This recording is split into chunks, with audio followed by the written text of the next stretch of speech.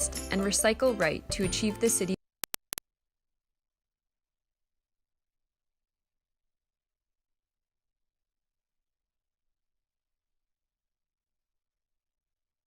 4 p.m. And if the city clerk would please call the roll. Absolutely. Councilmember Blackwell? Here. Councilmember Ehlers? Here. Councilmember Hinsey? Here. Deputy Mayor Lyons? Here. And Mayor Kranz.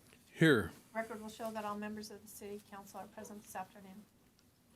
Okay, thank you. So tonight's meeting is for the purpose of discussing the city manager's proposed fiscal year 2023 through 2024 operating and capital budgets. And the contact persons are, of course, the city manager with the assistance of her able-bodied finance manager, Sanderson, and assistant director of finance, Gallup. Thank you, Mr. Mayor. I'm going to turn this over to the amazing finance team led by the finance director, Teresa McBroom. Thank you, City Manager Antill. And good afternoon, Honorable Mayor and council members. Thank you for attending or holding this special meeting, and we're happy to have your attentiveness and participation throughout the budget process. We're almost there. So you'll see with the presentation, this is the culmination of the strategic plan meeting and your budget workshops that we've had. So with me to my right, I have Finance Manager Sanderson, and then also Assistant Director or Finance Director Gallup. So I'm going to turn this over to Finance Manager Sanderson to go through the presentation. Thank you. Good afternoon, Honorable Mayor, Deputy Mayor, and council members. The item before you is the introduction of the proposed fiscal year 24 operating and capital budget. The agenda packet provides information about the proposed budget for all city funds and analyzes how the changes relate to the current budget.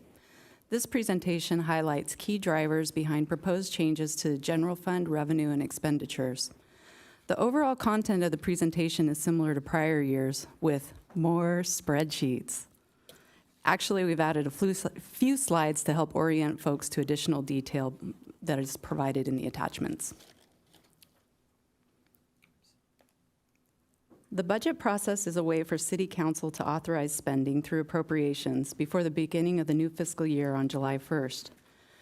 Fiscal year 24 budget development kicked off in November 2022. Over the winter, staff updated revenue estimates and projected expenses. They also prepared requests for potential new or enhanced programs. This spring, Council adopted a strategic plan for 23-24, and 2 public workshops were held to identify budget priorities and offer opportunities for public comment. Staff incorporated workshop direction into the proposed budget. The purpose of tonight's budget introduction is to receive public input and council direction on potential revisions to include when staff returns on June 14th for final adoption. The computer is ready to move on from that slide, and so will we. The fiscal year 24 operating budget is structurally balanced and continues to promote fiscal sustainability with revenues exceeding expenditures. The city's revenues show solid growth over the current fiscal year. Proposed expenditures include inflationary and enhanced service adjustments. Contingency and budget stabilization reserves are fully funded with an estimated $20 million in general fund reserves at the end of June 2024. The personnel budget honors negotiated labor contracts and meets pension obligations. Staff has also incorporated Council's direction from the March 15th and April 19th workshops related to funding priority CIP projects. The projected unassigned ending fund balance is estimated to be $1 million for the general fund, which is a change from the $2 million discussed at the budget workshops. This is because in May, staff determined $1 million is needed for repairs to Lake Drive, which they will request as a separate agenda item in June. This is a snapshot of the fund balance analysis, which is attachment 1 in the package on page 15. This schedule projects beginning fund balance, revenues, expenditures, and transfers for all the city funds. Staff uses this schedule to ensure we can meet reserves, identify timing issues related to grants, and determine interfund transfers. Essentially, the general fund budget is shown on the first row and the total city budget is the last row.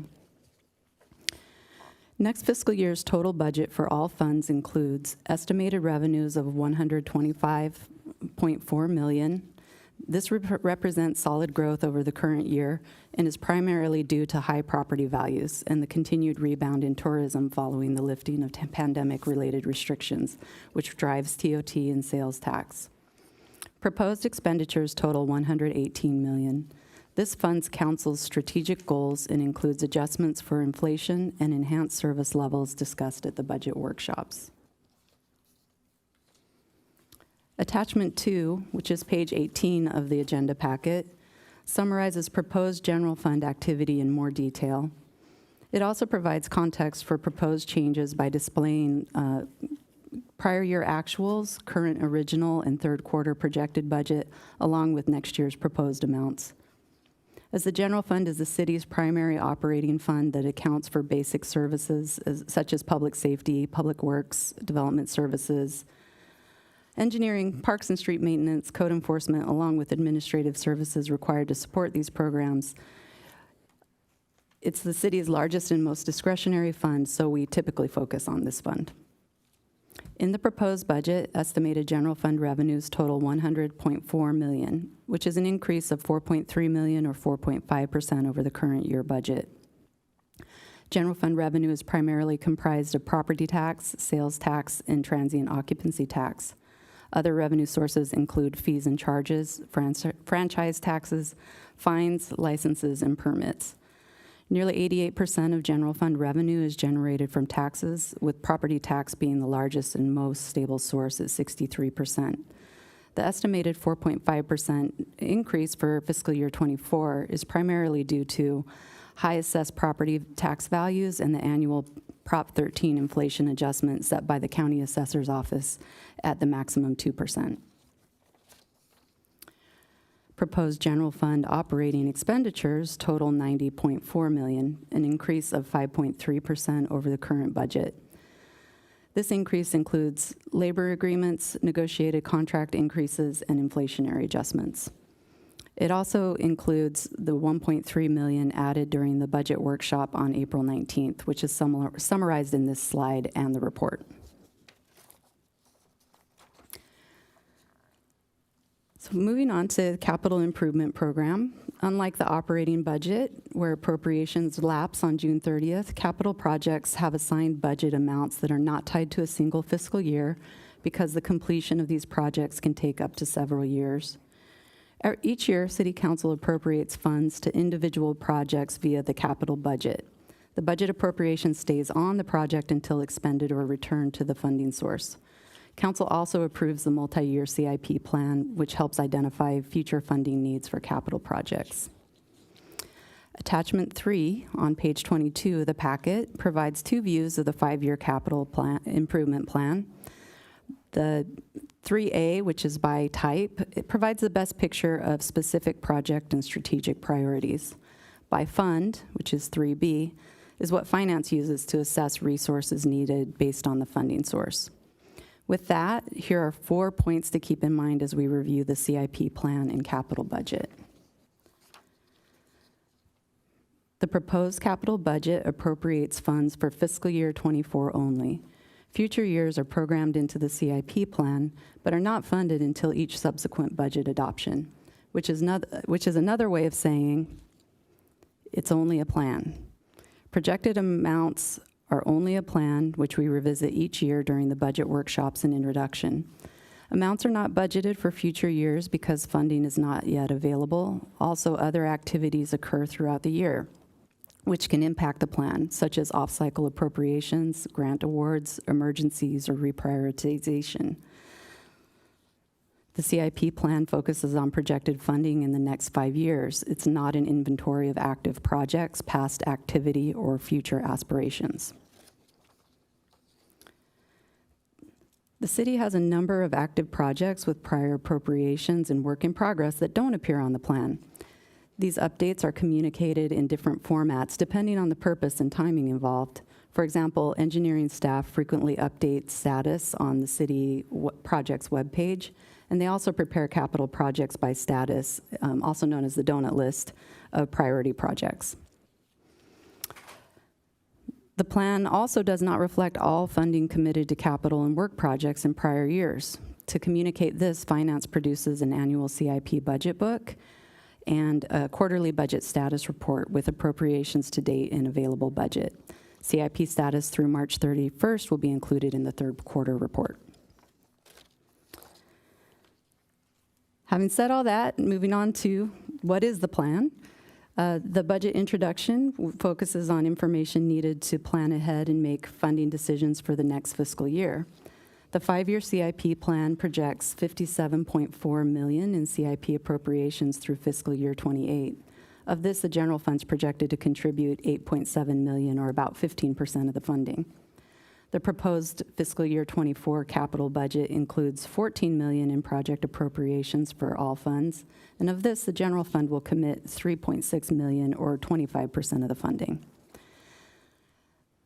The general fund contribution includes $1.6 million identified in the plan adopted last June. Most of these projects are ongoing capital projects that receive annual appropriations, along with the housing element, which is a cyclical work project over $100,000 that takes more than a year to complete.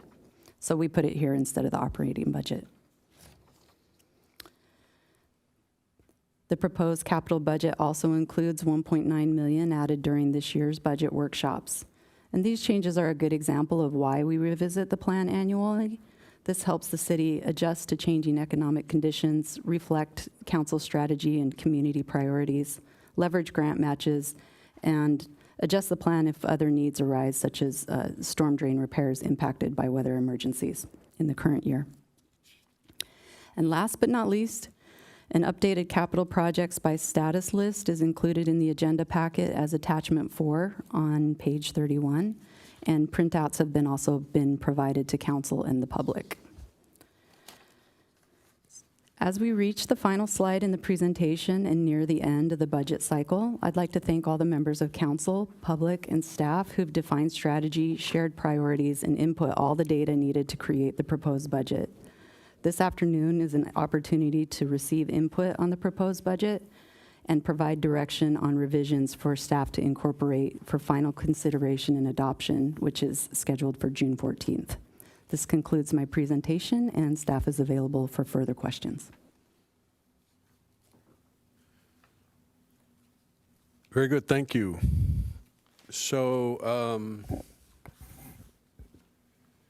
with that, I see nobody requesting to speak preliminarily. We do have public speakers, so if you, Councilmember Ehlers.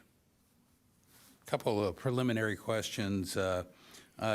Just from a tax revenue standpoint, BMW moving to Carlsbad, is that something that was taken into account, and do we have any assumption on what the replacement Tesla might or might not provide? Because those are significant revenue sources, correct? Yes. Yes, they are. I can't share what the amount is, but it was taken into consideration. Okay. And it is in our projections. And then on page 10 in the staff report, there was a mention of some previously categorized something in a contract section that got moved. What was that? That sounded like a strange, something, I'm trying to remember what the exact, I don't have it in front of me. I'm familiar with what you're talking about. I'm trying to find the exact amount, Yeah. but generally speaking, we had a lease that was in an object that was a contracts and services category, and so it got moved to a capital outlay, largely related to changes in our GASB reporting requirements. So we're just okay. kind of recategorizing those. Okay. So it was a change in the accounting. Yes, it's a net zero change. It's just in a different bucket. Okay, great. Thank you. Those are the preliminary questions. Okay, and I would, slide 3 talks about a balanced budget and our revenues exceed expenditures. I'm going to point out the obvious, which is that we have no choice but to have a balanced budget. So we are not like the federal government, whereby we can just turn on more printing presses. So while we take pride in having a balanced budget, we would definitely be there no matter what. So we've had, during my service, a lot of strong economic returns in spite of some difficult times, so we are blessed in that way.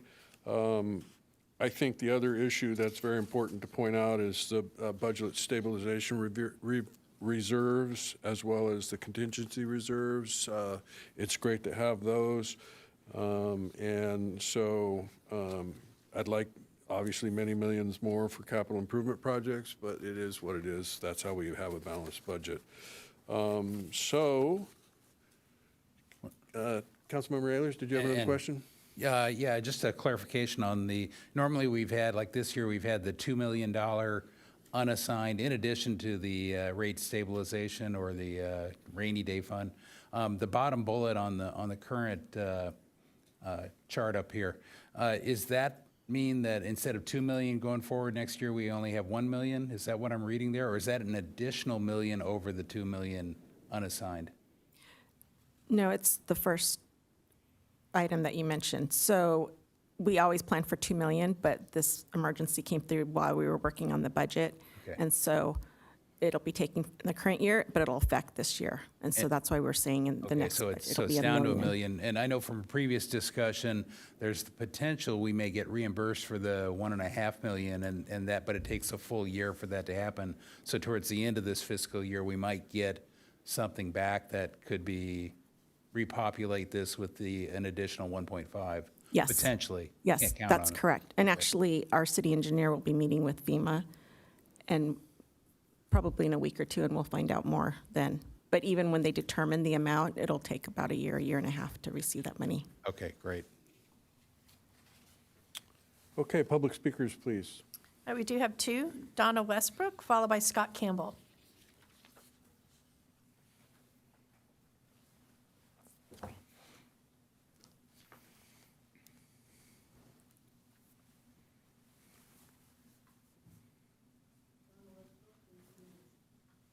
Ask you not to hire more people. You've got a request for 9.25, which will round out to 10. But anyway, more people you hire, the more benefits you have to pay. Do you have that in this, of what you've been told you're going to be paying? Because right now, there is a section that says, for, I assume, the salaries, I'm not sure if it includes benefits, you're looking at over $3 million if you approve more people as requested by the city manager. In 3 years, we could have almost 10 million, which would probably put a pretty big dent in the horrible roads that we have now. And none of it can always be attributed to the rain. I mean, let's face it, your city manager and the rest are not keeping up with the repairs that are needed for our streets. So do not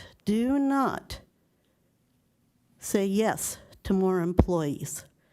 Second, I noticed on there, which is number 2, for your capital improvements, you're still going to do the Z crossing. Why in heaven's name is this still on there? Granted, you may have the grant, but what are you going to do when you back up the traffic off of El Camino onto Encinitas Boulevard as they're turning?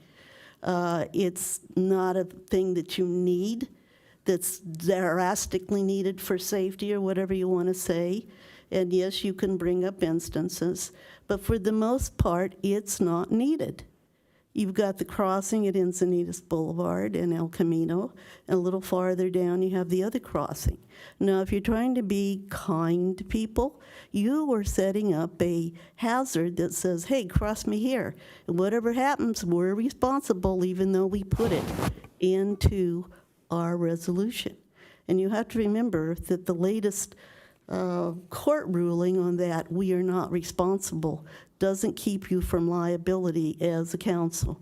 So remember that. So once again, please don't hire more people, and please take off the Z crossing for El Camino Real. That's also supposed to be lasting 9 months.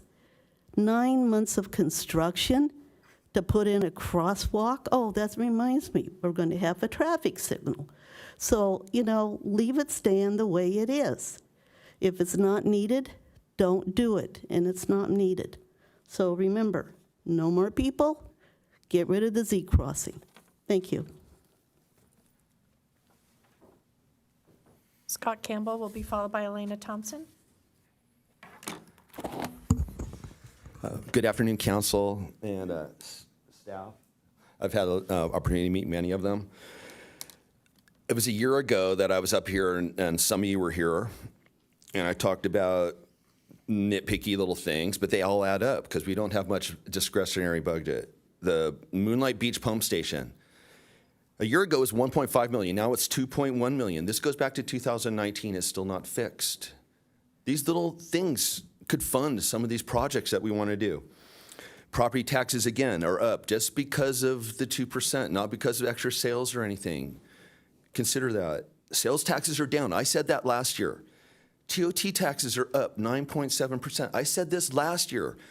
Are we a residential community or a tourism community? Because it seems like tourism is kicking butt on retail, and that includes street dining.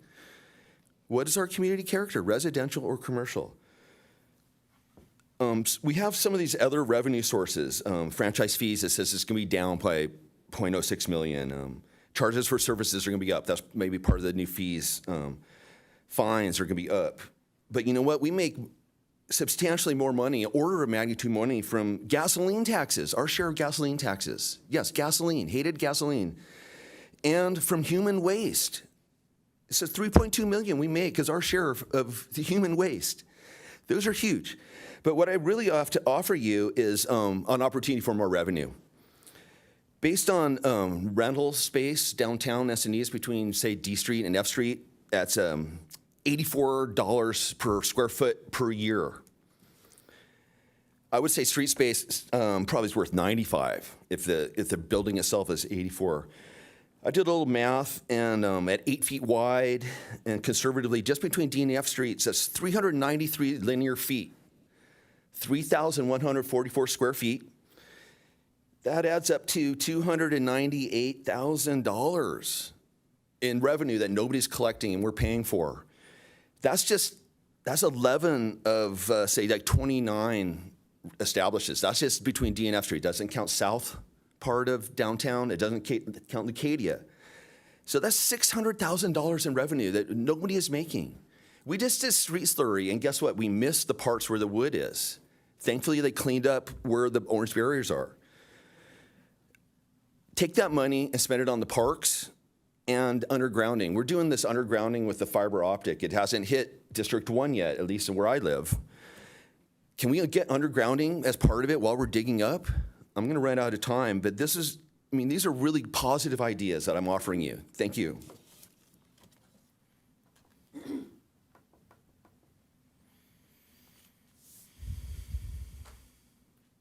Hi, everyone. Elena Thompson. And hi, staff. Thank you all for your good work yet another year.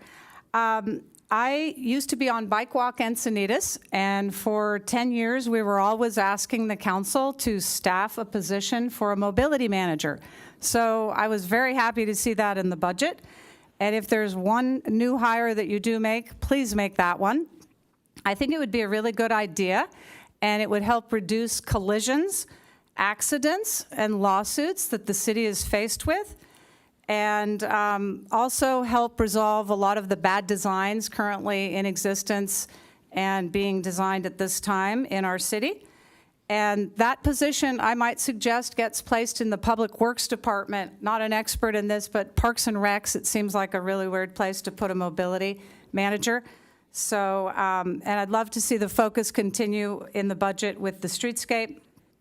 So that's number one. Number two, I like the idea of more focus on infrastructure in the city, and that over social services. I realize there's a balance and there's people in need, but clearly our roads, as a prior speaker mentioned, our pavement management program, our parks, our code enforcement, we really need to kind of take care of the built environment that we have here. And I think that over and above the recommended increased headcount on, I think, a homeless manager, or rather a housing manager. It seems like there's a lot of people dedicated to housing now, and so I question if we really need to hire another person, and I think I heard from the city manager that that's mandatory, maybe not mandatory, but a requirement since we're taking CDBG grants and PLHA money, that we have to spend money. So I would just say that why number 3, the revenues may exceed the expenditures, and that's thanks to all the property tax owners to a large extent funding 63% of the budget. I think the contingency plan and the rainy day fund plan is really important. And that's particularly because this city is dependent on a lot of state and federal money and signing up for more and more, good or bad. And we are in a recession and things are going to get worse. It's the natural economic cycle that we see play out. So I think we need to be careful and consider really trimming our belts rather than just spending because the money is there and having a rainy day fund. So thank you for hearing my comments.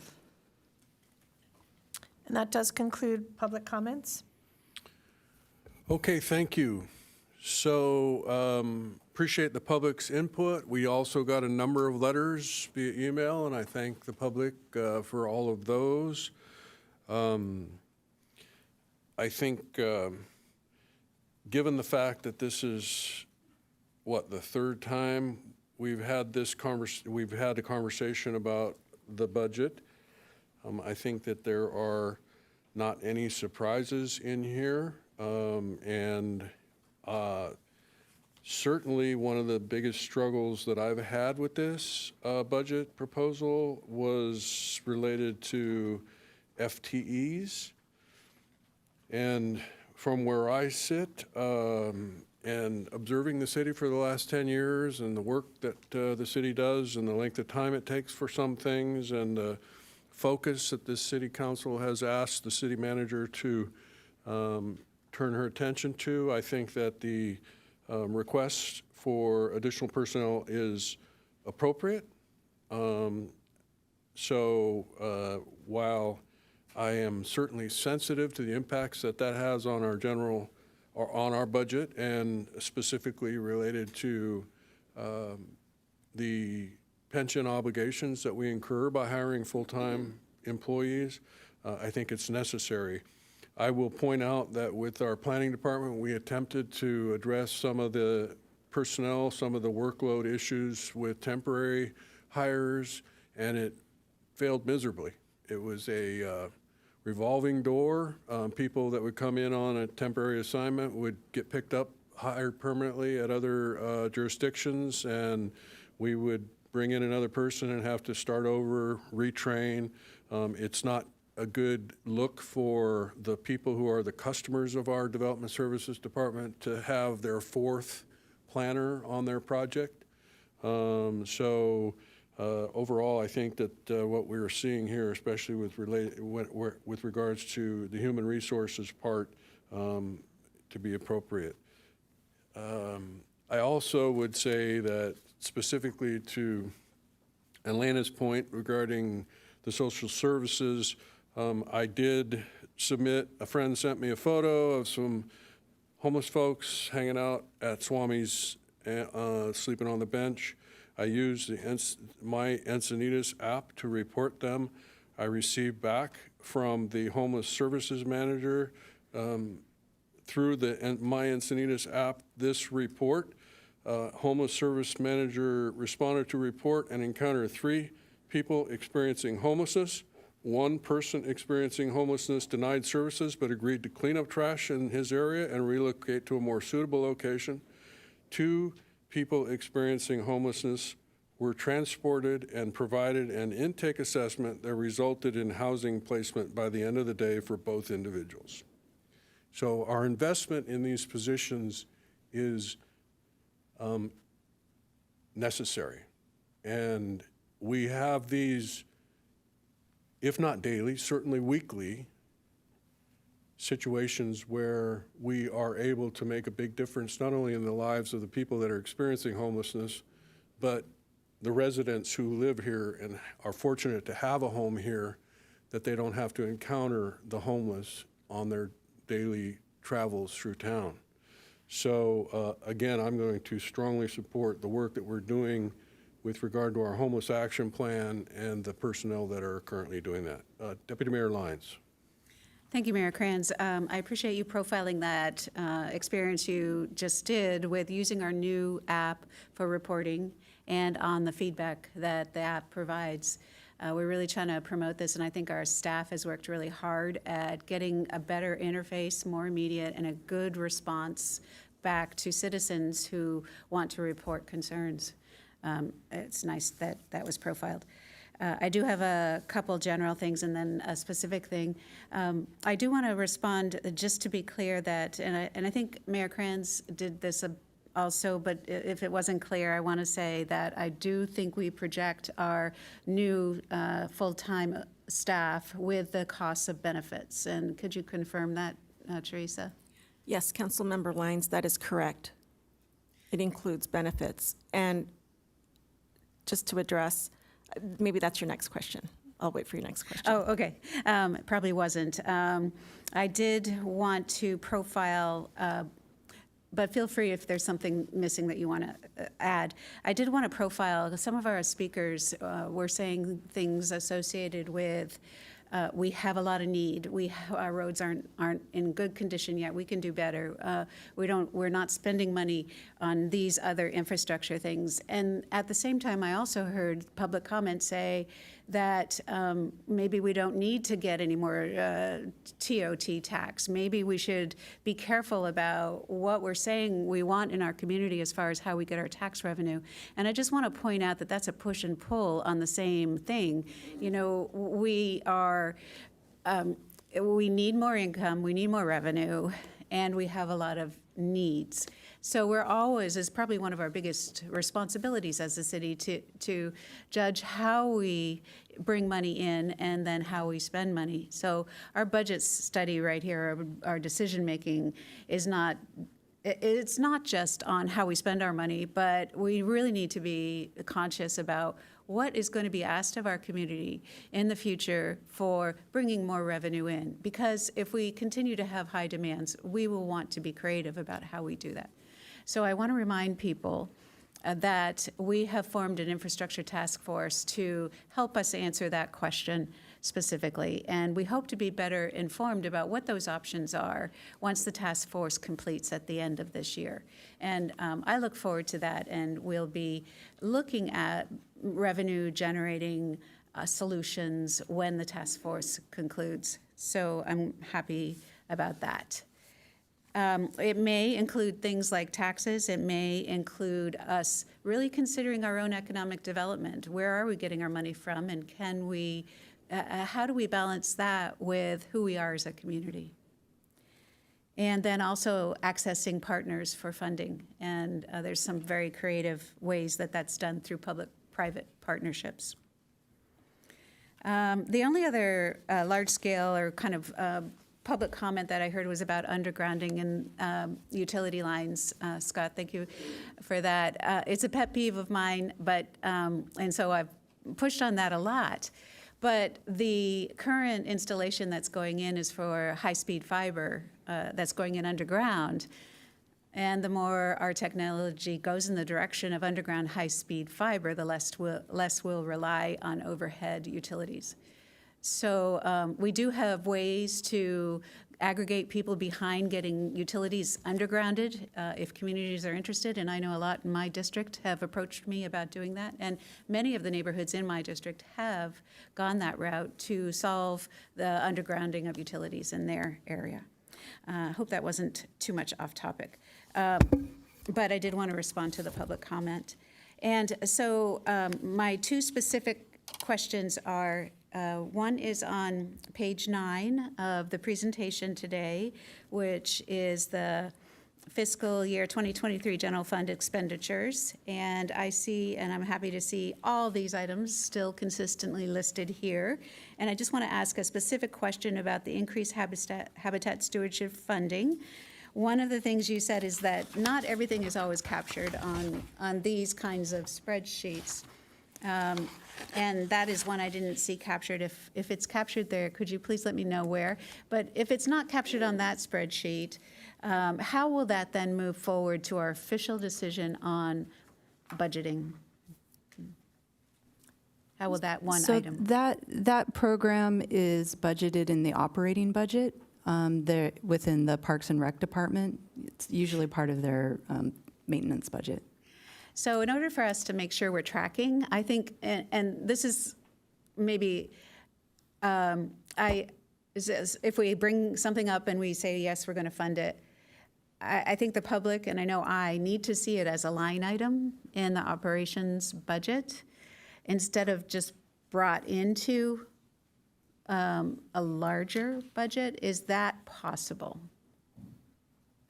We do call them out as line items for purposes of monitoring and administering it, but as far as this report, it would be as long as it is, it would be a lot longer of report, so that's where we surface that If I might change. add, Manager Sanderson, the donut list is capital projects.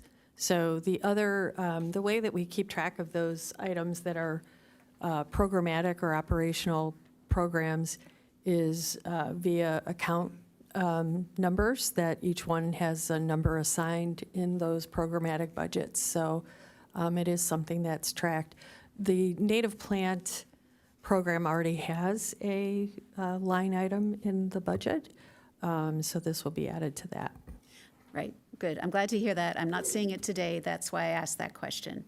I will be able to see it as an item according to the account number when we have our final budget approved. Thank you. And I just had one other question. Well, maybe that's it then. The only other thing is that I'm glad to see these moving forward from what our prior meeting was, and I'm really in support of this proposal. Thank you. Great, thank you. Councilmember Ehlers. Yeah, so I'm looking long-term, even longer term than tonight. And so I'm a firm believer, and I think this council is a firm believer in data-driven decisions. So the first one, and I don't know if you have it or whether Director Bankston would have to bring up the PCI curve with the investment on there. Is that something that we could have pulled up here? And then Warren, I emailed you a PowerPoint with some stuff about FTEs that, I don't know if you can bring it up here, because these are all data-driven decisions, and they're hard to talk about just flailing hands up here. So, Jill, do you have access to that? Okay.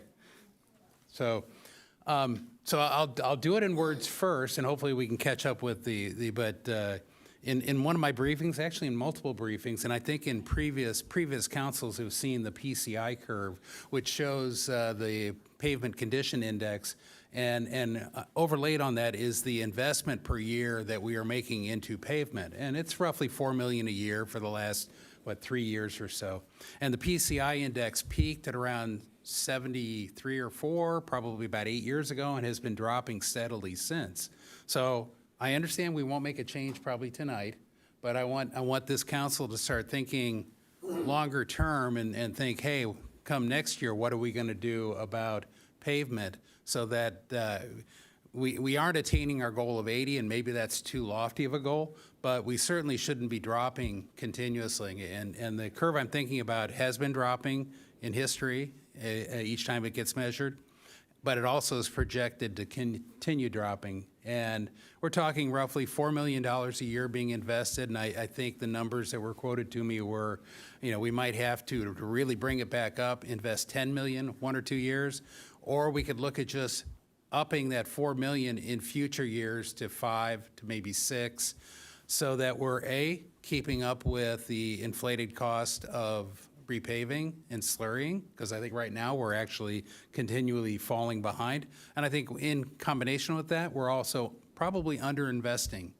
And after all, what a city does is provide basic services, and pavement certainly is one of those basic services.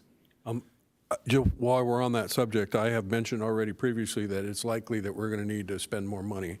And we are adopting a 2-year budget, but on this, we're going to most likely see reports regarding how we may need to plus up the pavement budget. So, we don't have that. We can't assess that from the PCI because the rain, the atmospheric rivers, no doubt increase the deterioration of streets.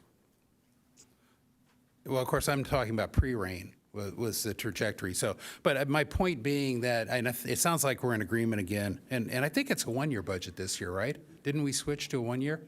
Yeah. So we're actually not, it's not a 2 year, it's a 1 year. But, so continuing on, there you go.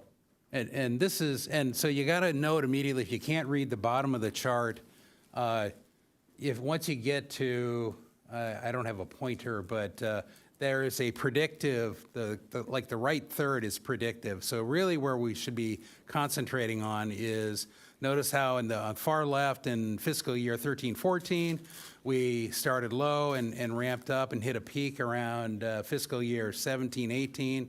You can see the $3 million a year consistent was taking care of that, and then it didn't take care of it. So my belief is, and maybe this is not the year to up it, and I do appreciate the additional 250 we put in this year, and that was great. But I'm pitching this as long-term, data-driven decisions. I think we're going to need more than $4 million next year. So with that, now let's move to the full-time employees. And so one of the things I did last night when I was trying to figure out, you know, am I really behind the increased head count? And if you can go to the next page. I went back and pulled the CAFRs, which are the official report going back to 2010. And in that, every year we do a great job of reporting the head count, both for the city by department and also the San Diego Water District. And so this is to Donna Westbrook's point. And you can see on the left there, back in 2010, we're at about 240, 41, 236, goes along. And if you look at down below that, on the second from the bottom line, I have the delta from the prior year, how many head count changed. And below that, I calculate the percentage, up or down, of each of those. And it went along, bouncing plus or minus a couple percent, 1% typically, until the last 3 years. And so I want everybody and I want the council to understand we're making a huge investment over the last 3 years in additional headcount. If you total it up, it's an 11% increase in headcount. And the right two columns are 2023, which ends in June, and then this budget, projected budget, in 2024 is what that column is. And so that's sizable. Now, maybe we need to do it, and I think that's what you're hearing. I'm having heartburn. I'm a data guy. I'm looking at this going, wow. So if you can go to the next page, I put it in graph form, and this is the history, so it doesn't have this actual year or next year. And you can see how generally flat with a slight upward trend, pretty low percentage though. That changeover in the middle is the when we combined engineering and development, I believe it was. So, but everything else is pretty flat as far as. Then go to the next one, and I pop in. This is the top line, and you can see it's going from 240-ish, and then the last 3 years, boom, boom, boom. You know, 3.2%, 3.6, 4-point-something%, and that gave me pause. That gave me serious pause to, you know, is this really what we need to do? And to Donna Westbrook's point, I don't know what the loaded number is for headcount. In my industry, it would be roughly $250,000 a year for a new employee, and that's every year. So 9 additional people just from this year would be, you know, potentially a couple million. Donna said 3, you know, depends. But I always point out that, at least in my industry, anytime I add a head count, 65% of the budget goes to head count, 30% goes to the money I've got to spend for fire trucks, for you know, offices, for chairs, for lighting for those people. So there are costs that come with increasing headcount, and that is money that we will light the fuse tonight, or I should say in June, and it will be costing us $3 million for this additional headcount, and that's per year. And over 2-3 years, that could be money to pay for drainage in Leucadia. That could be money to pay for additional capital, pavement being one. So I guess the reason I put this up here is I want to be data-driven. I want to know what we need to do. And I want to make sure we don't spend so much money on headcount that we don't have the money to pour back into the pavement in the future. And I'm concerned tonight that we are doing that. So that's my point. Well, it's an interesting time to be making the point. We've had this conversation ongoing for a while now. So, but I would also point out that we are all data-driven.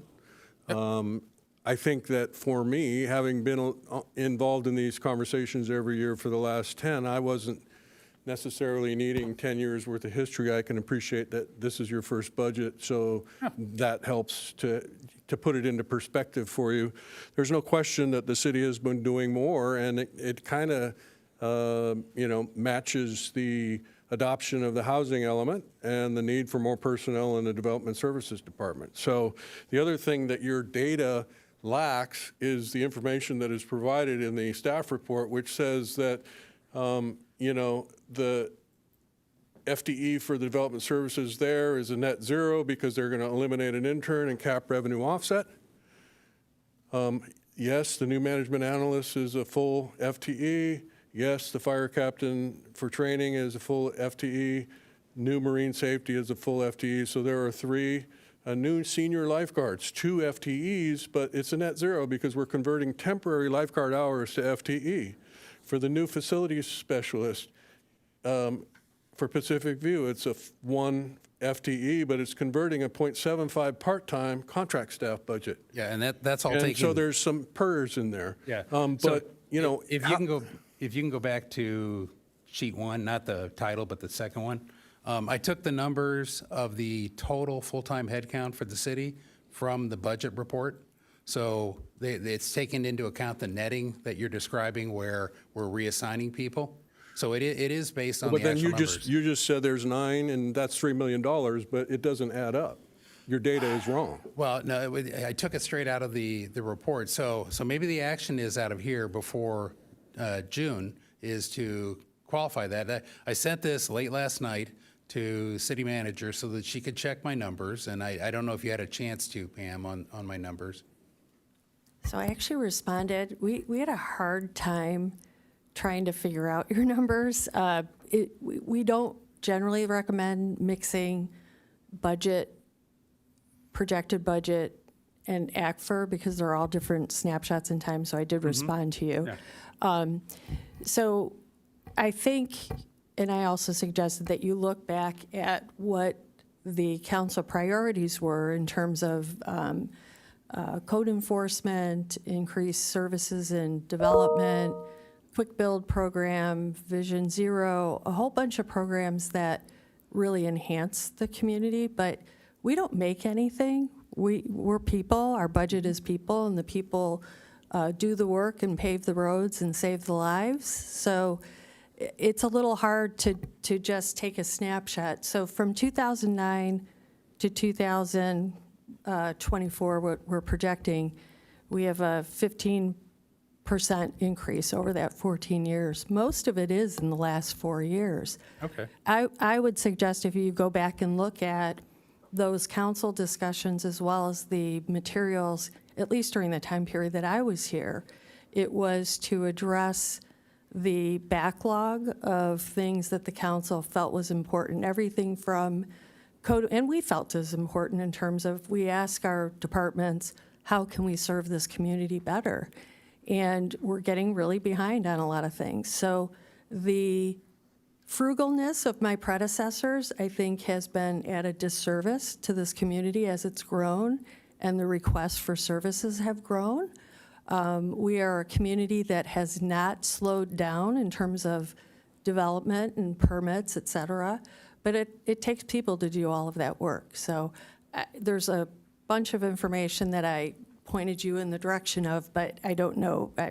Obviously, you wouldn't have had a chance to look at it before this meeting. Yeah, and I'm not trying to, I'm trying to get the data out there so we can look at it, because this is one thing that when I look at my budgets at work, I look at headcount growth, capital growth, just like this, and I do look at trends, and I think we should look at trends here, and we are doing a trade-off between people and capital that we can spend, right? It all comes out of the same money pot ultimately. And I want to make sure we're making that decision. I don't disagree that there are places we do need to add people. What surprised me that I had not seen, and I'd asked for this similar information, I think, months ago, but I finally went and did it myself.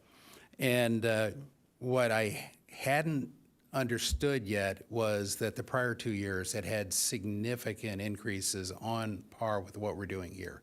And so it gave me pause. And I think, you know, I think first and foremost, and I know everybody else up here is the same way, you know, given the information in front of us, we'll be good stewards of the purse strings, but we also have to provide services. I agree with that statement, but I hadn't seen this slice of the data, and to me this was telling, and I thought it was worth sharing and understanding.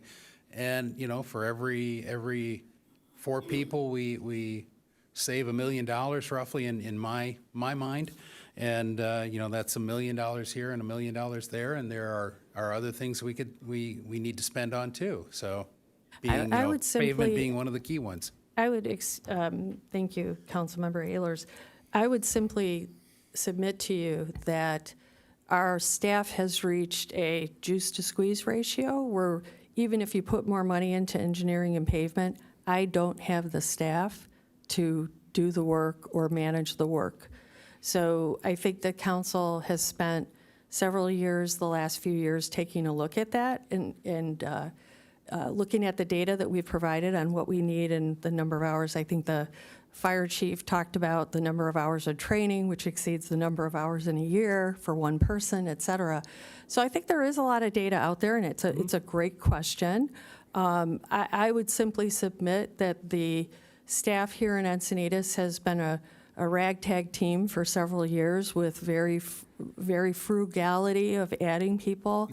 And I think it's been important to staff at the level that produces and completes the programmatic wants that the council has asked for.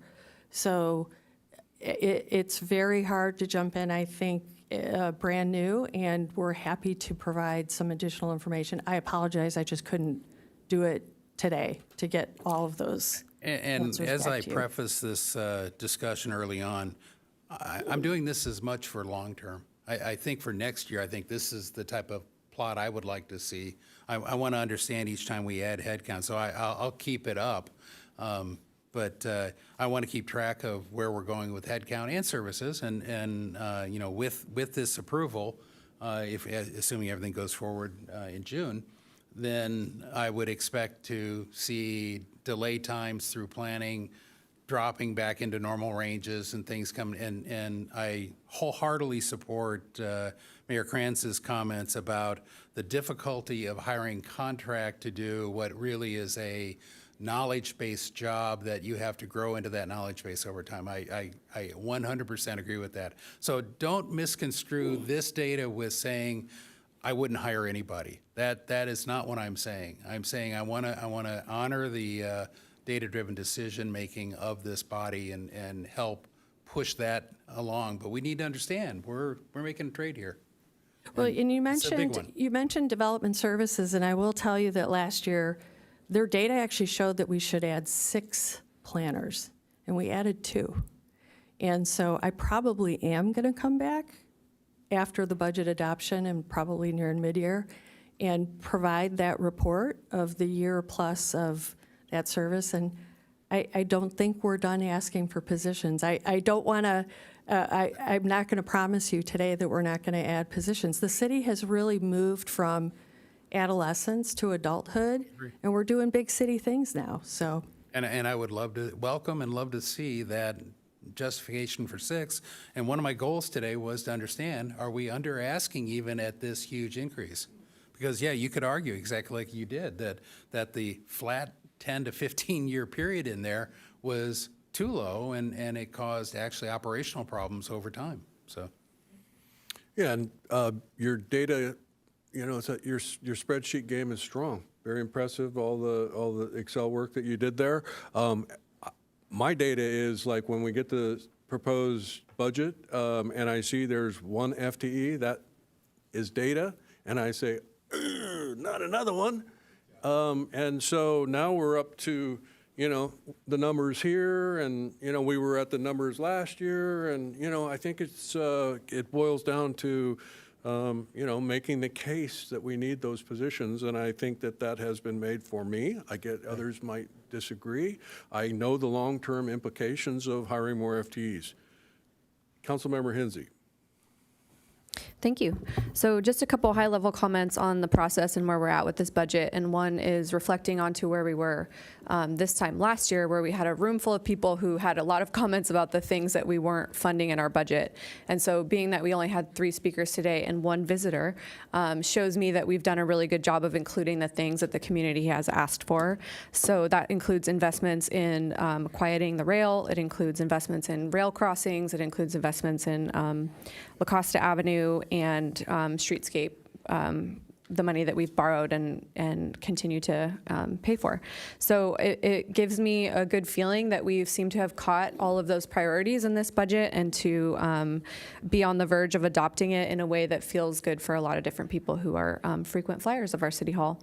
And just a couple comments that I have on the discussion that's ongoing. To me, when we talk about PCI, it's one of these infrastructure commitments that we have a backlog that we need to assess, and we need to be real about that. And even when I look at your graph of our PCI falling, to me it's indicative of climate change and the intense weather that we have experienced and will only continue to experience in a more severe way, being that we have a 5-year El Nino cycle coming. And so I hope that PCI is one of the things that we can include as part of the discussion for what our infrastructure task force is analyzing, to make sure that whatever direction we go in and being able to fund that backlog, that is part of what we're including. But it's also just as important as a lot of these other things, including drainage and crossings and access, mobility. Just infrastructure across the city is one of our biggest asks that we really need to catch up on. As the city manager indicated, we have a lot to do there. And then the other thing that I want to acknowledge is, yes, we are adding a lot of staff. This is a really high-touch community, and there are a lot of asks made of this council that we need to acknowledge. And it's everything from monitoring that our short-term vacation rentals are in compliance, to making sure that we're attracting grant funding for the projects that we want to do that we don't want to pay for out of our general fund, like housing and homelessness and these things, that having those additional staff members with us allow us to attract more grant funding for. So I don't always think that it's an apples to apples conversation, and specifically around things that we choose to invest in that aren't just the brass tacks of what a city does, including public safety and pavement quality. It's Pacific View, it's our parks, it's our beaches, it's all of these wonderful amenities that our community asks for and deserves, that when we invest in those things, we attract more money. We attract more people spending time in our downtown, spending money at our restaurants, choosing to host family members who come to visit us here in Encinitas at our vacation rentals. So I think it's not always, when we're spending money on FTEs, we're not spending it in these other areas. Yes, I can see that argument, but as a city, even during COVID, we still did well because we still had visitors. We still had people who were spending time and money in our downtown area and at our businesses. So the last thing I want to comment on is how happy I am with both the investments in the mobility management and the fact that that's not within our public works. That was a question that Bike Walk brought to me, and I talked to the city manager about it. And a lot of what we're trying to achieve with this mobility manager is mode shift, and so that it is making possible safe trips for kids and parents and families. And we learned this term in the last council meeting, the pre-K to gray crowd, who want to be opting out of car travel. And so that's why that is in Parks and Rec, is because it's a lot about programming and figuring out how to create routes for people who want to get there with alternate modes. And what was the other thing I wanted to say about? Oh yes, the investment that we're going to be making with our school districts to train up the trainers. I'm very excited about that, and I really do believe that we're a leader in our city in so many ways. Our beaches are the most beautiful in the world. Our staff is incredible. We are, anytime I travel, I have such a happy feeling coming back to Encinitas. And so just remembering that public safety is of the highest caliber possible. So remembering that all the good things that are going on here in our city, this is a really great budget that acknowledges that, and we will continue to lead in the ways that we want to. So thank you. Thank you, and I would share an anecdote regarding bike safety and family activities. I take my granddaughter to school by bike at Pawlecky Central most days. This morning, a father was riding his bike with his kindergarten daughter on her own bike, and they came under the underpass and across to kindergarten. She parked her bike and put it in the bike rack for kids, and he would be there in the afternoon to pick her up, but she's doing her own bike. That father is training his daughter to safely ride a bike to school. So it was really pretty heartwarming to see. So we're making progress. Councilmember Blackwell.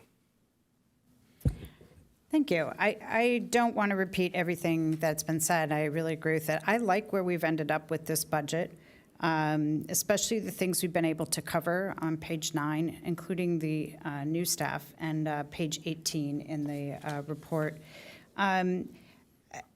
With that said, I think there is also that need to look again in the future and think about how we're going to fix the roads. That's been said already, and I just want to reiterate it. I think it's super important, and it's going to get worse. So being creative in how we're going to fund that in a bigger way, and even beyond the roads, the infrastructure needs we have, right? We know there is, if we could, we would have done more in any budget, addressing some of the new infrastructure needs created by the new development. I think with respect to new FTEs, I like that, Bruce, that you, Councilmember Ehlers, provided that history.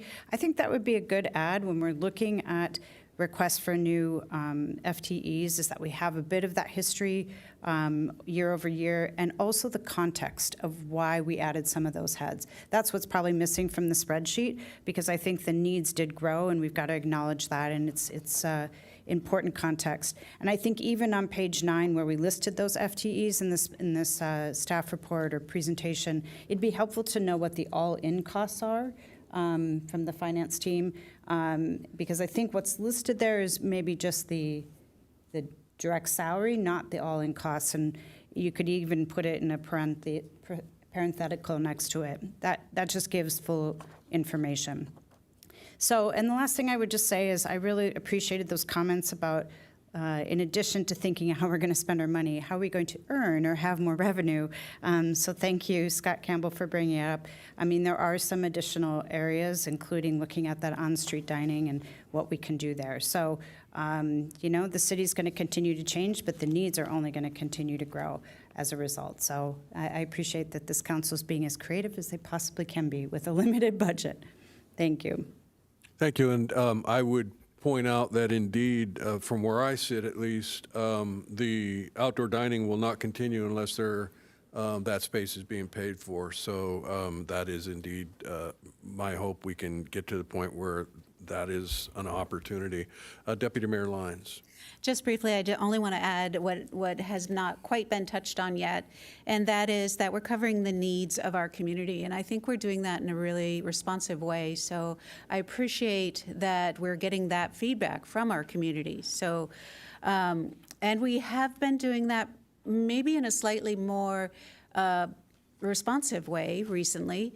I want to highlight a couple things that haven't been highlighted, and that is we now have a city academy, and we now have an infrastructure task force. These are things that take staff resources.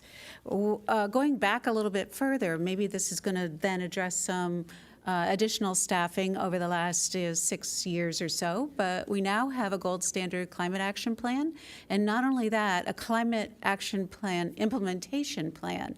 These require staff resources, and these are examples of things that have been really important to you, and we're happy to help facilitate and bring those things forward. Something not touched on yet is our cannabis requirements, but just put it that way. I mean, that was voted in by the people. And so there's a cost to us of putting all the right ordinances, putting all the right safety measures, putting all the right education, addressing how we should help the people move that forward in our community.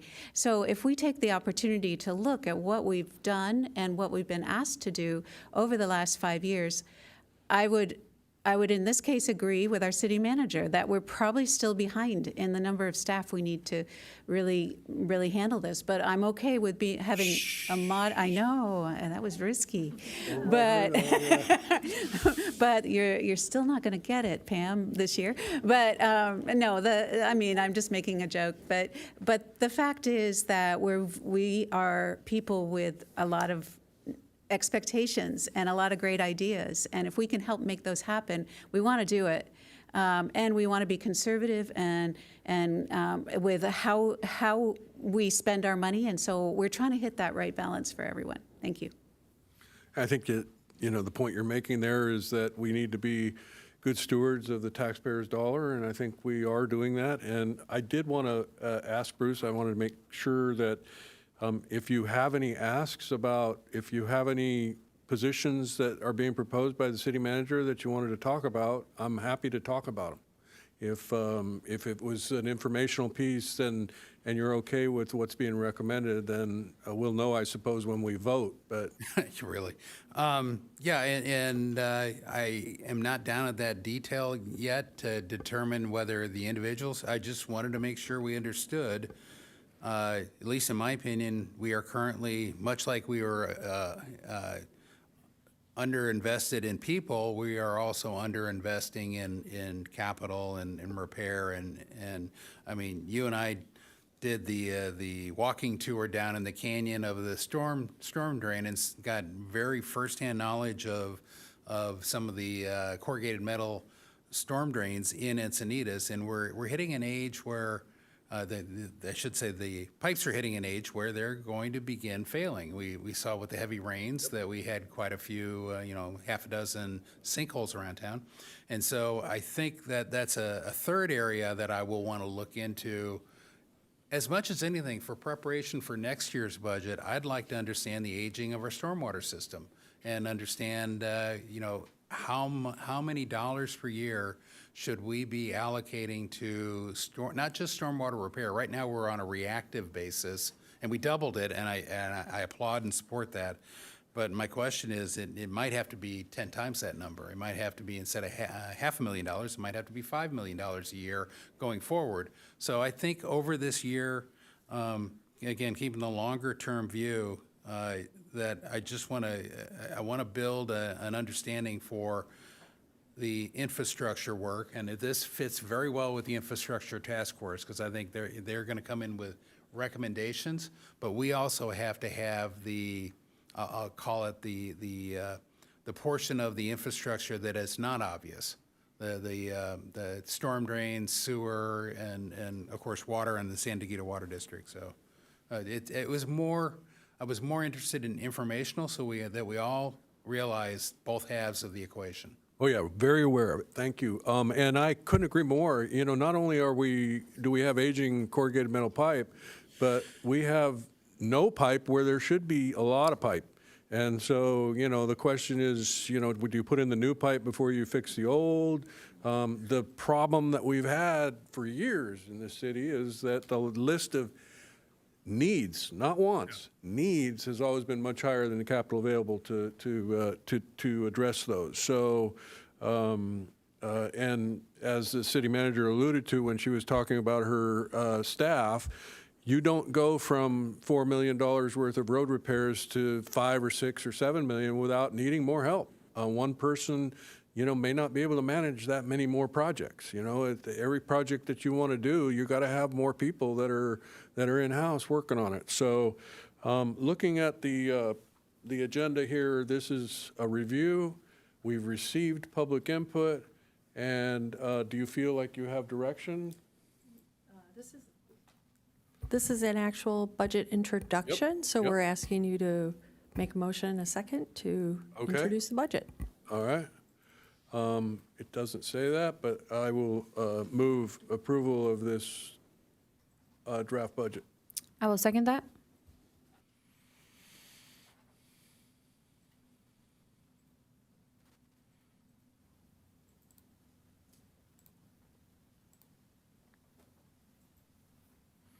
Motion carries unanimously. Okay, thank you. We will appreciate all the staff being here. We didn't grill any of you. She took it all. So I'm sure many of you will be sticking around for the meeting at 6, which we will return for in 50 minutes. Thank you all. This meeting is adjourned. So I said to approve the draft budget, right?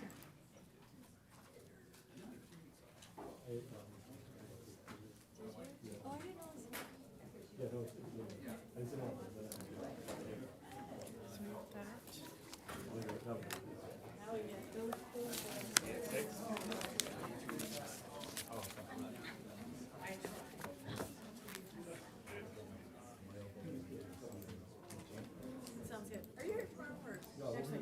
Okay.